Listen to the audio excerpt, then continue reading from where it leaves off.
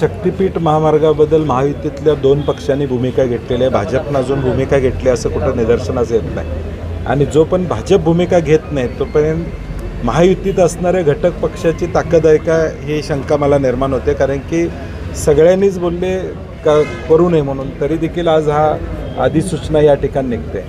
गेले 4 महिन्यापासून हा शक्तीपीठ मार्गाच्या विरोधात कोल्हापूरमध्ये पहिलं रान उठवलं गेलं, सांगलीतले लोक एकत्रित आलेत, नांदेडमध्ये आता ही वज्रमूठ एकत्र आलेली आणि संपूर्ण विदर्भापासून हा मार्ग नको अशी भावना सामान्य माणसांची निर्माण झालेली आहे.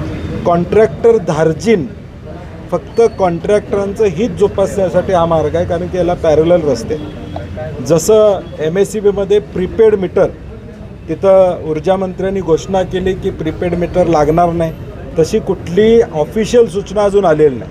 मग हे फक्त इलेक्शन पुढतं किंवा आपल्या अंगावर येणार आहे म्हणून हे पुढे ढकलायचा हा प्रयत्न चालू आहे का? आणि म्हणून उद्याचा मोर्चा ताकदीनं होणार. शेतकरी उद्ध्वस्त करणारा, महापुराला आमंत्रण देणारा हा रस्ता नको अशी आमची लोकभावना आहे. पण एवढा जनतेच्या प्रश्नासाठी मोर्चा काढण्याचे हौस हे आम्ही नेहमी करत राहणार. आता हा सर्वपक्षीय मोर्चा पहिल्यापासून, ज्यावेळी 3 महिन्यापूर्वी हे पहिलं शिष्टमंडळ माझ्याकडे इथं आलं, ते कागलमधलं शिष्टमंडळ होतं.